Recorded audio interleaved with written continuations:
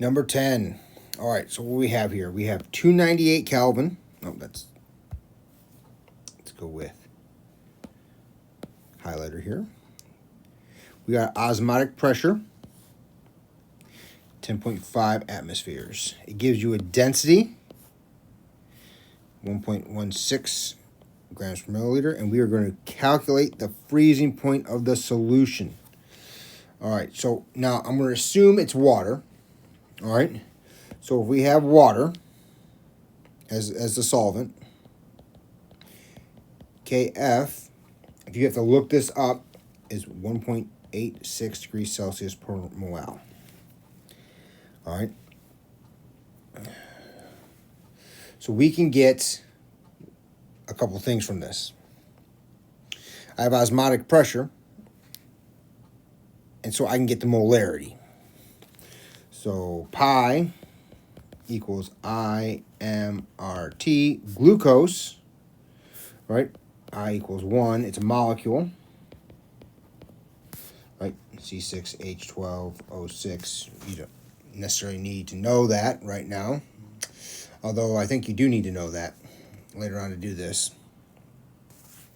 So we have 10.50 atmospheres equals 1 times the molarity, which we don't know, times 0.08206 liters atmospheres, moles, Kelvin, times 298 K.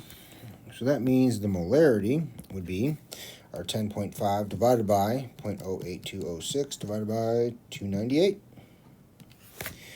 0.42937971396. And sig figs, I got 3 sig figs, 0.429 molar glucose.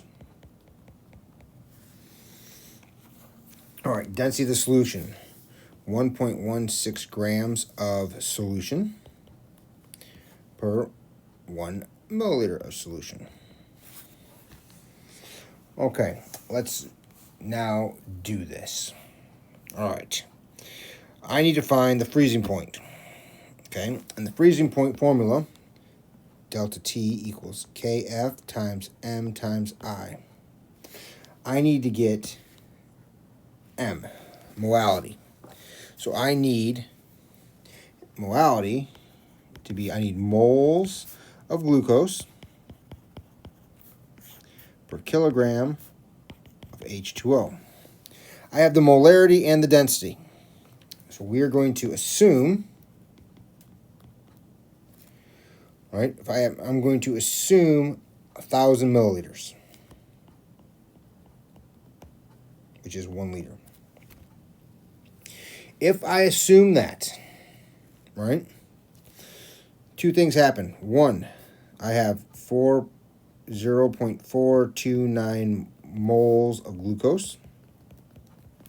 And 2, the solution is 1,160 grams of solution. All right. How do I know that? Because if I have 1,000 milliliters and the density is 1 milliliter per 1.16 grams, right, that is 1,160 grams of solution. So I know how many grams of solution I have. Now, our glucose, right, and let's look at this. So if I have 0.429 moles of C6H12O6, we know that 1 mole of how about C6H12O6 weighs 12.01 times 6 plus 12 times 1.01 plus 6 times 16. I get 180.18.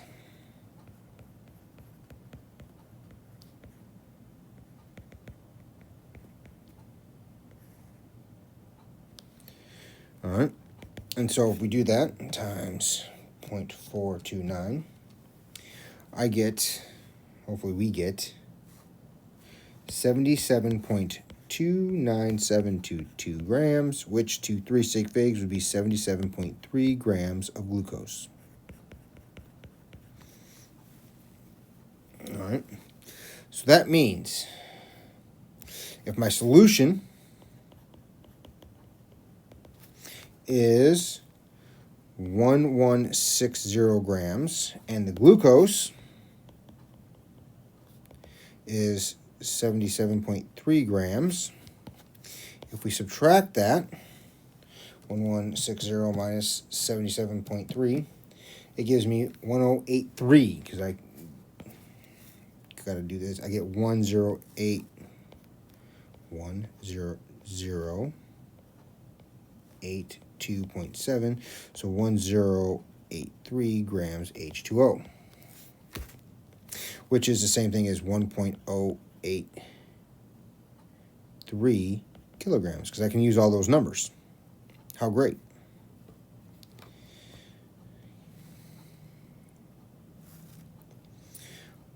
So the molality then would be our 0.429 moles of glucose and our 1.083 kilograms of water. So our molality would be 0.429 divided by 1.083. I get 0.396 and change mol glucose. Excellent. So now we can plug in delta T equals Kf times M times I. So delta T is, and Kf, if you remember, I'll scroll back up, 1.86. You got to look that up. It's a constant. It would be given to you.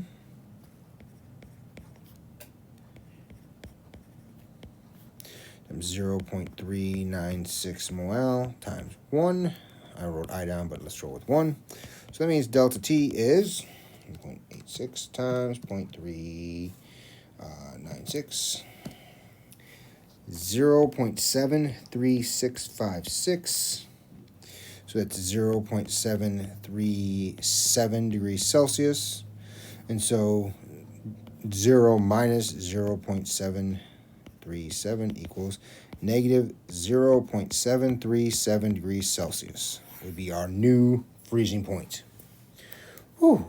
So we found osmotic pressure. We found the molarity using osmotic pressure.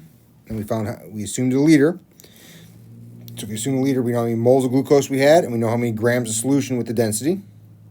Then we figured out how many grams of glucose, subtracted, so the rest was water.